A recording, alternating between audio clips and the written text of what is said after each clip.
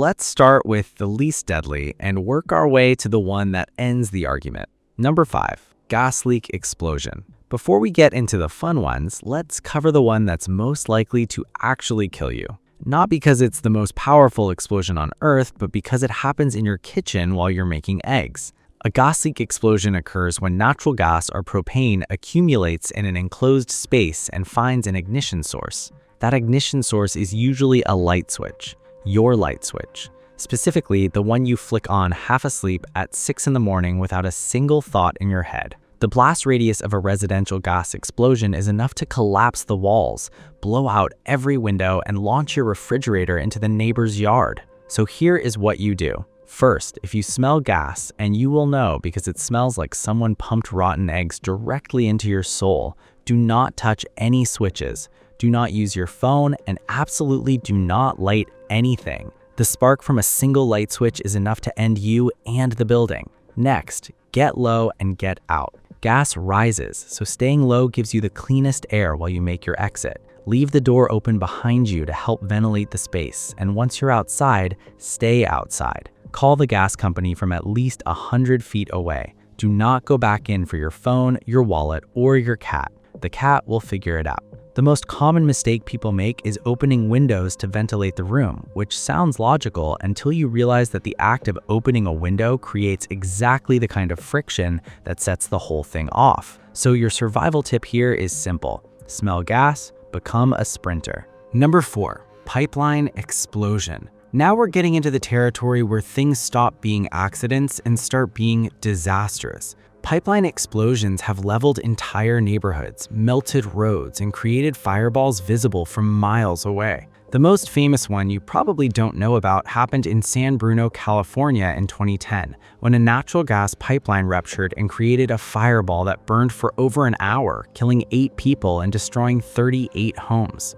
Now, obviously the goal here is to not be near one when it goes off, but since this video is about survival, and I know some of you make questionable location decisions, here we go.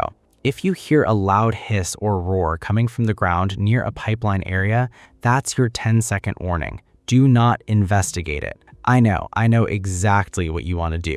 You want to walk toward the sound and figure out what it is, and that curiosity will absolutely get you killed. Move perpendicular to the pipeline, not straight away from it, because the fireball and shockwave travel along the line in both directions. Get as far as possible and get behind something solid, a concrete wall, an embankment, a hill, not a fence, not a car, something that can actually absorb a shockwave. Cover your ears and open your mouth slightly when you sense the blast is imminent, as this equalizes the pressure and prevents your eardrums from rupturing, which is honestly the least of your problems, but still a nice bonus. Number 3, industrial explosion. We are now in the part of the list where individual survival starts becoming a conversation about luck. Industrial explosions, think chemical plants, factories, grain silos, and refineries, are responsible for some of the most catastrophic non-military blasts in recorded history. The Texas City refinery explosion in 2005 killed 15 people and injured 180 more, but that was practically a minor incident compared to the Beirut port explosion in 2020,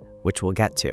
Now, if you work in an industrial environment and something goes wrong, you have one job. Don't be the hero. Every industrial explosion survivor story begins the same way. They heard something weird, they felt something was off, and they left immediately without waiting to confirm it. The people who stayed to check on the situation, fix the problem, or warn others are unfortunately rarely the ones being interviewed afterward. So here is your protocol. If you see an abnormal flame, hear unexpected pressure releases, or notice a chemical smell that shouldn't be there, trigger the alarm and evacuate in the direction of the wind. Moving upwind puts you directly in the path of any released gas or chemicals. Moving crosswind or downwind gives you the best chance of staying in clean air. Once outside, the blast radius of a major industrial explosion can extend several hundred meters, so keep moving. Get behind terrain, get into a ditch, or get flat on the ground with your feet facing the blast. Your feet are more replaceable than your head,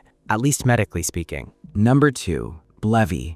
And now we arrive at an acronym that is as terrifying as it sounds. BLEVE stands for Boiling Liquid Expanding Vapor Explosion, and it is the reason that firefighters have nightmares. This happens when a pressurized container holding a liquefied gas like a propane tank, a tanker truck, or a rail car is exposed to heat. The liquid inside begins to boil. The pressure builds beyond what the container can handle, and then it doesn't just explode, it launches. A BLEVE doesn't produce a regular explosion. It produces a fireball that can reach up to 300 meters in diameter and a shockwave that will flatten everything within its radius. The container itself becomes a rocket and has been documented flying over 500 meters from the blast site. Now here's the part that makes this one so cruel. The warning sign of a BLEVE is the thing you'd normally run toward. It's a fire, specifically a fire burning at the base of a pressurized container. Firefighters call it the point of no return,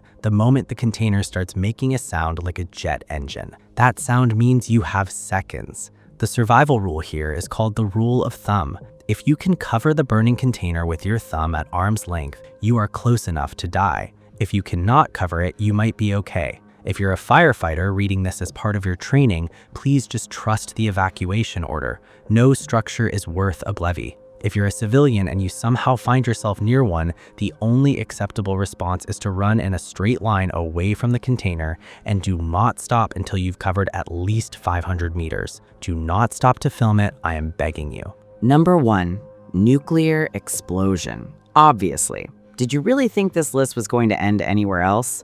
Now, before we go any further, let me be clear. This is not a realistic survival scenario for most of you, but some of you live near military targets, capital cities, or have made very questionable enemies, so we might as well cover it properly. A nuclear explosion operates in several distinct phases, each of which will kill you in a different and increasingly creative way if you're not prepared. The first is the flash, which arrives before the sound, before the shockwave, before anything. It is brighter than the sun and will permanently blind anyone looking in its direction within a radius of several miles. So rule 1, if you ever see a sudden, inexplicable flash on the horizon that makes daylight look like a nightlight, look away immediately and get down. The second phase is the thermal pulse, a wave of intense heat that arrives within seconds and will ignite clothing, burn skin, and set buildings on fire at significant distances. The third is the shockwave,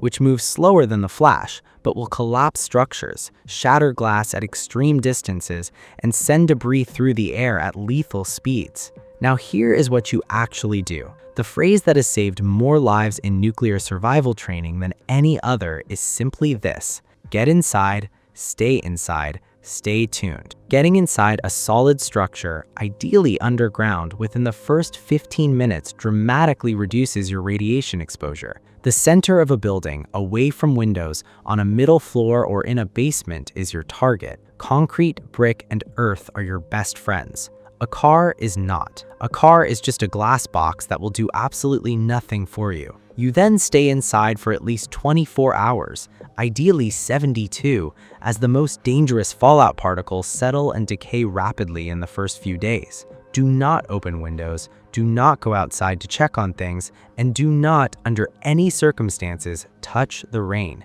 If water is falling from the sky after a nuclear explosion, treat it like it is trying to kill you, because it is. Now, you're probably sitting there thinking that none of this is actually survivable. And honestly, depending on your proximity, you might be right. But history tells a different story. The atomic bombings of Hiroshima and Nagasaki had survivors within the blast zones who lived long lives afterward. Some were inside buildings, some were behind hills, some were just lucky enough to be in the right spot. Which brings us back to what I said at the very beginning of this video. Knowing is half the battle. The other half is pure luck, and hopefully you've got plenty of both.